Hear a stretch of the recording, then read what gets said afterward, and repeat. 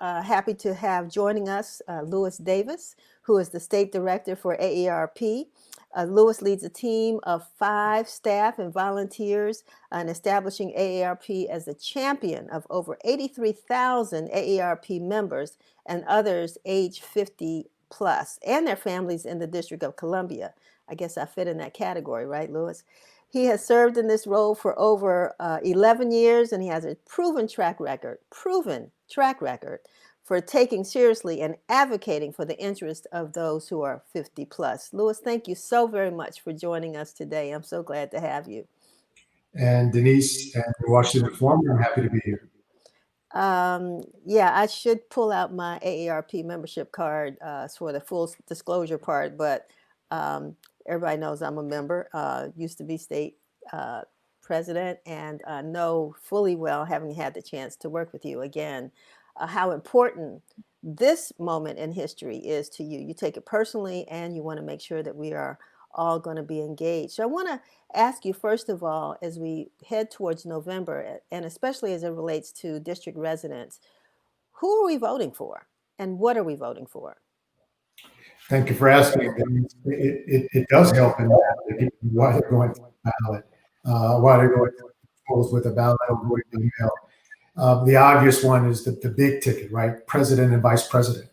We're voting for a delegate to the United States House of Representatives. That's the seat being held right now by Delegate Eleanor Holmes Norton. We're voting for 2 at-large members of the council. At-large member Robert White is up for re-election, and there's an open seat left vacant or being vacated by David Grosso. So 2 at-large seats. U.S. United States Senator Shadow is up for re-election, and U.S. Representative Shadow open for re-election. Also, State Board of Education seats in wards 2, 4, 7, and 8, and ANCs as well. So it's a lot on the ballot here in DC.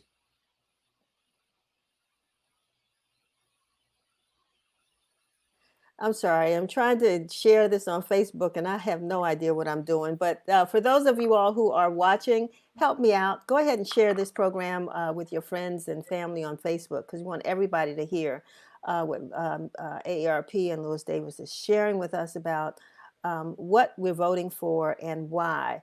So tell me, why do you feel it's important to bring this kind of a conversation about voting to our listeners today? For AARP, as you mentioned, our members who tend to be 50 and older, but they also represent households that we work on behalf of as well. We want to make sure that candidates respond to the issues that AARP hears from its members are most important to them. And so we have 5 questions we would like for persons going to the polling place or voting by mail to ask of the candidates that they're about to vote for. And if I can real quickly, they are, what are your budget and tax priorities, and how will they help improve the lives of people 50 plus? Do you think the district has done enough to promote affordable housing? What are your views on a mandated consumer advocate on the utility commissions? What are your views on the elder abuse response team? That's a bill moving through the DC Council that would help protect seniors from all forms of abuse and fraud. And lastly, what will you do to ensure that DC residents are protected against fraud and deceptive, unfair business practices? And you can find these questions on our AARP.org/DC website. But those are at least 5 questions we would like for voters 50 plus or their family members caring for someone who's 50 plus to have in the back of their front of their minds, actually, when they pull that lever. Tell them my age, right? You don't pull a lever anymore. You tend to circle. Color in a circle or punch out a Chad. But those things are at stake this election.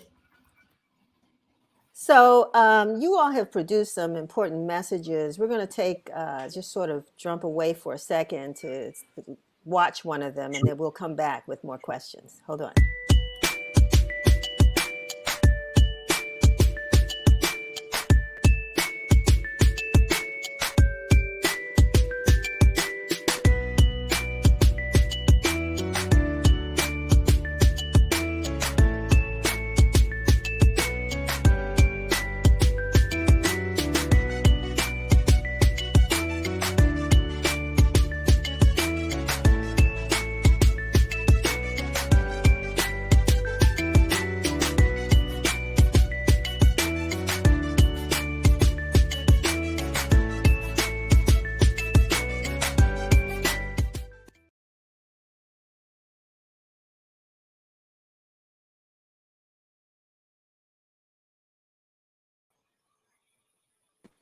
I think that reiterates, especially what we just talked about. So I'm glad that we were able to share that with our viewers.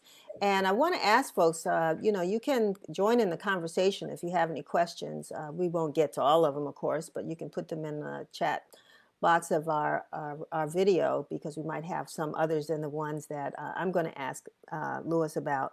But we want to thank AARP for that message. And so starting, I mean, just from the beginning, because some people aren't even registered to vote yet, Lewis. So what would you advise those who really, especially after this week, want to jump in and be a part of expressing their voice by voting? How can they do that? Absolutely. And for your audience, the information I'm about to share is pertaining to District of Columbia. So if you're in Maryland or Virginia, you need to visit the Board of Elections websites in your respective jurisdictions, because this is done 50 different ways, plus DC, Puerto Rico, U.S. Virgin Islands. So for first-time voters in the District of Columbia, if you have never voted before in an election, but you've been living here for at least 30 days prior to the election, which is required, you can register to vote right now. Don't wait any longer, because you have until October 13th to do so. You should visit www.dcboe.org. That's the website for the Board of Elections. DC is unique too. Not too many states allowed. We do. You can register on election day, November 3rd.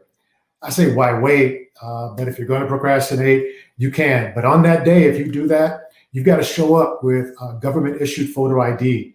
And you probably want to take along with you, it'd be great if you had a passport, utility bill to help connect who you are to your address in the District of Columbia. If you wait to register until election day, strongly suggest you don't do that. It's going to be a busy day, election day. Why do you want to have to do that? I mean, you can register right now. You have until the 13th to do so. And what about absentee voting? What about the ballots? I mean, how do you contact the Board of Elections to get a ballot? I know, like I said, some of us are getting them in the mail now. They're not absentee ballots, but how do we do that? Yeah, and so let's connect those two and demystify this for folks. Absentee ballot is also known as a mail-in ballot. So they can be used synonymously here in DC. And you're right, in DC, again, like a few other states, you didn't have to do anything. If you were a registered voter and voted in the primary, you got a ballot mailed to your home. And I got mine on Wednesday. So those began going out this week. Don't know that everyone got theirs on Wednesday, but they began mailing those out this week. So you don't have to do anything. When that comes to your home, you get a postage paid return envelope. It can't be any easier. So like Denise said at the opening of the show, why wait? You can fill it out today. And then we have great options. The DC Board of Elections and the mayor have arranged to put mail-in ballot drop boxes all around the District of Columbia. There are over 50 of them, and that's a conservative number. These are akin to a mailbox, but they're not. These are ballot drop boxes, and they're all over the city. To locate the one nearest you, again, go to the Board of Elections website, and that's www.dcboe.org. And you can drop your ballot, your completed ballot. Don't drop an incomplete ballot anywhere, but your completed ballot in any drop box anywhere in the city. So you can live in Ward 3 and be shopping or doing business in Ward 7 and drop it in a drop box in Ward 7, or vice versa. But you need to do that before 8 p.m. election day. So you have from now until 8 p.m. election day to drop that mail-in ballot in any drop box anywhere in the city. But make sure it's a completed ballot. And to get those locations, you can go to the Board of Elections website at www.dcboe.org. Louis, you raised something that we talked about in a previous show, and I think that's a good point for people to understand that if you're in the District of Columbia, you can use any of the ballot drop boxes to send in your ballot. However, if you happen to be a resident of the District of Columbia and you see a drop box in Prince George's County, don't put it in that one, right? No. Our borders are porous. But while I could go to my barber in Prince George's County, that's not the same thing.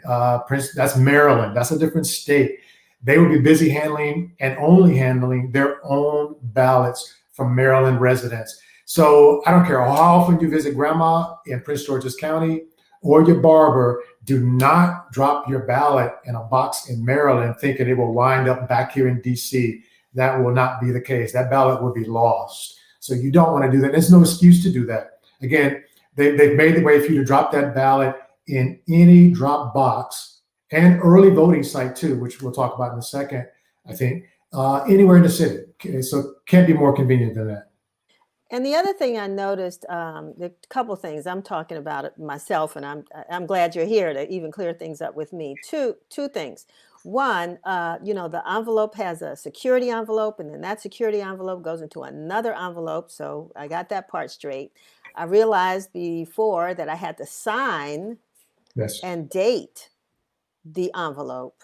Yes. And then there were these two circles, two holes.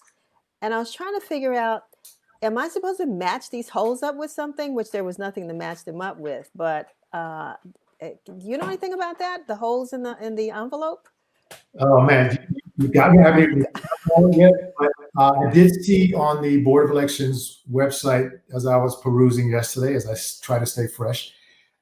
There is a disclaimer to ignore the holes, but I don't want to speak out of turn. And if my staff is listening, please look this up and get the information to us before we end the show. But there was a disclaimer. There's something on the ballot I read about on the website that says to ignore. But more importantly, I do want to stress what you just mentioned. You have to sign. Do not print.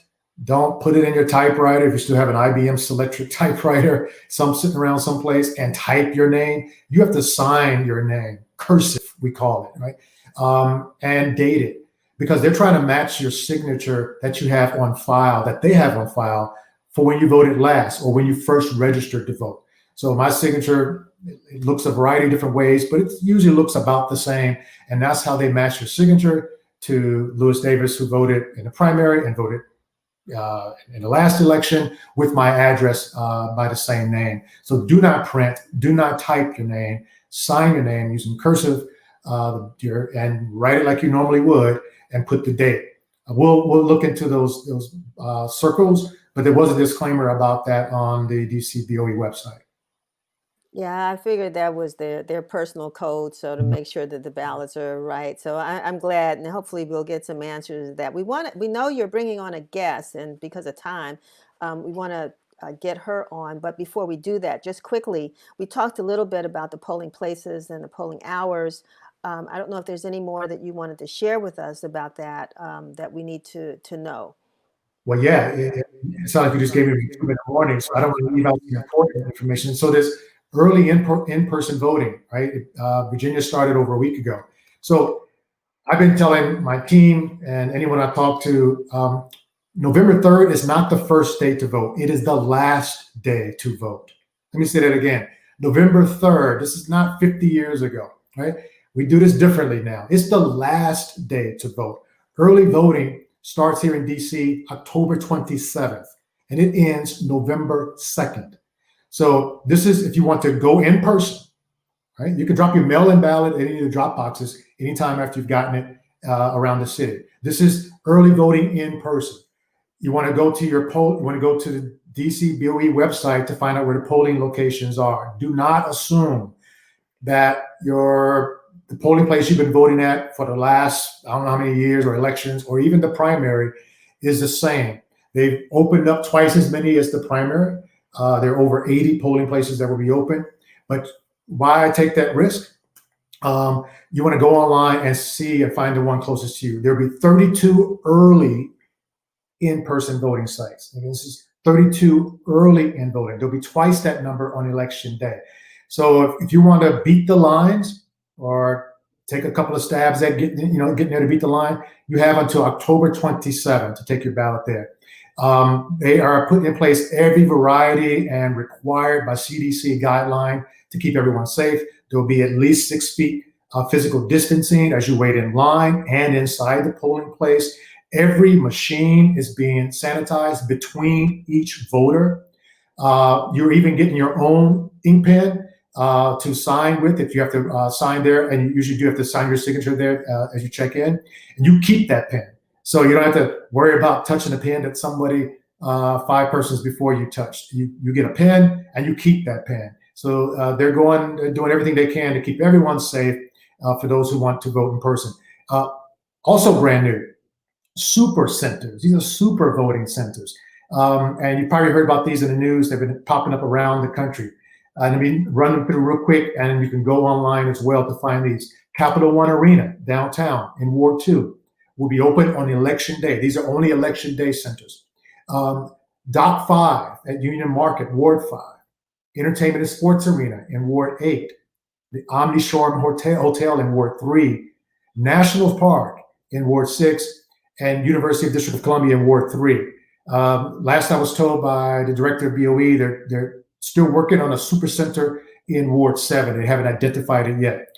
These will be, as you know, they're gigantic places. They're meant to accommodate long lines, and they can move people through more quickly. They'll be doing the sanitizing as well. One unique difference, though, is that the super centers, there's no curbside voting. So if you have any type of physical impairment, you move a little bit slower, you walk with a walker or cane, or you're in a wheelchair, we just want to drive up. There is no curbside voting like that in these super centers. For these, you have to walk yourself into the super centers. Quick question about that too, Louis. If you are a Ward, let's say a 6 resident or Ward 8 resident, can you vote at a super center in another ward? Yes, just like the drop boxes, you can vote in person at any of these super centers. Okay, wonderful. So we're going to take another quick break, and when we come back, we look forward to meeting Miss Inday Williams, who has a story to tell herself about voting in the District of Columbia. We'll be right back.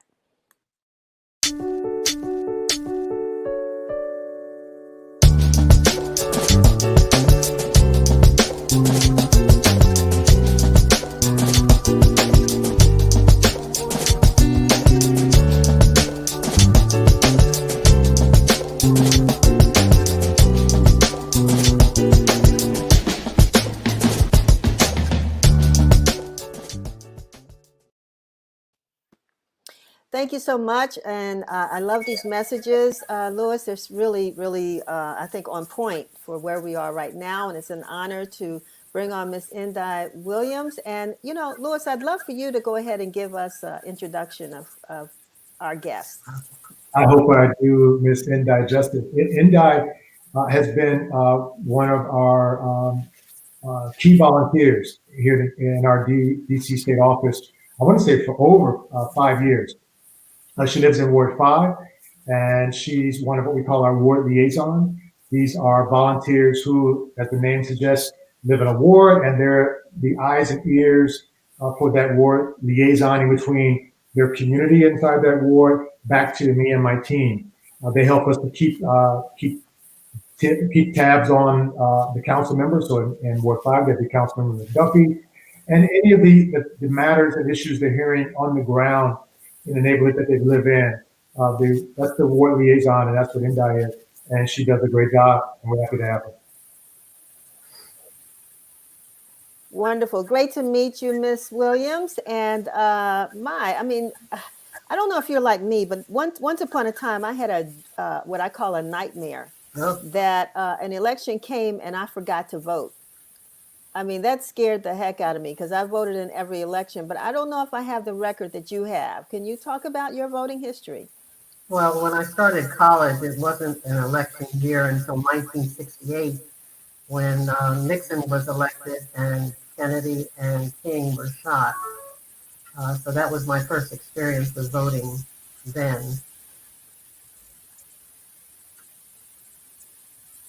Okay, and so you've been involved with AARP, but what has that done to inform you with regards to issues, and what is it that you look for, particularly as a seasoned voter, when you look at candidates and when you go to the polls? Well, now that I'm a queen-ager, I have found that with AARP, there are a lot of things that we don't know and discuss openly with our seniors. Fraud, voting. There are many things. Getting your wills done. there's so many things that we do for the populace, and we need to get that information out to them as we're getting the information out for voting this election year, which is very, very, very important. Louis, feel free to jump in because you know Miss Williams a lot better than I do. It's a pleasure to meet her. But you know, there are probably, I mean, you've got what, 80, what was it, how many seniors that AARP represents in the district? 83,000 Yeah, although they don't all like to be called seniors. Remember, you can be a member at 50 and older. So we have 83,000 members. members. And so, you know, Miss Williams, of course, represents one of those 83,000 members. But what is it that, you know, makes AARP so valuable to folks who want to stay active and up on issues? I think it's this space we've maintained for 62 years and being the biggest, most reliable, objective, fact-based voice advocating and fighting for the issues that impact people 50 plus and their families for 62 years. Started in healthcare and it now covers everything from transportation, built environments, housing, age discrimination in the workplace and other places. You name it, AARP has been there in the corner of people 50 plus and their families for 6 decades. And we're reliable, we're objective.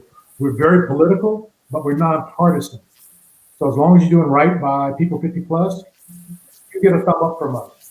Not doing right by people 50 plus, you're going to hear from us. And it may not be all that nice. Ms. Williams, Lewis talked about pulling the what did you call it, the lever to vote, but and he said he was showing his age. But what changes have you seen in voting over the years? Well, now that they've gone computer-wise, we don't pull the lever at NGM to gamble or to vote anymore. So now it's a touch system, or you can write in with your pen or pencil. And even if you can't come into the precinct, you can, someone will come out and help you fill out your ballot and then bring it inside for you. It's been a lot better, you know, in the last 15 years, and a lot easier for people to come in and vote. So, you know, everybody should avail themselves of all the advantages and all the things that we are voting for now and today and on October 3rd. Sure, November. It's good to get there early.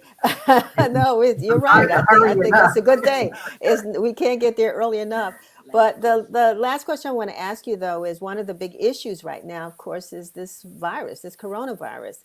And a lot of people are nervous about, you know, going to the polls, working at the polls. I mean, I'm sure you reflected on that. What are your thoughts? Well, there are so many conspiracy theories on how to get it and how not to get it. Basically, you know, wearing your gloves, wearing your mask if you have to be out in public, and staying home, which is really pushing forth this second baby boom next year. I have 6 new babies coming next year, and I told my children, well, I'll throw money at you. I'm not coming to take care of anybody, but we all have to be aware of the dangers of this virus. And this whole thing about a vaccine will be out before Election Day is a bunch of hooey. But we all have to really be careful and be decisive and plan ahead for what we want to do, shopping or just taking a walk in the park or anything like that, you know, just to keep to yourself and your family members and do what you can to help those who have already got it. I mean, I'm leaving the medical profession now, and it's just so sad to see the 200,000 people who've expired from this. And now that our fearless leader has contracted it, we will be watching very carefully. Thank you. Interesting, Ms. Williams. And I didn't know, about your background in the medical profession. So I know you've seen firsthand what's been happening out there. So I'm just so glad you took a few minutes to talk to us and again, giving us the warning to stay safe and do what we need to do with wearing our masks. So I want to thank you for joining us. And Louis, we're going to jump off for a second, but we're going to see you in a few minutes. So don't go away, okay? All right. All right. Thank you so much. Take care. All right. You too.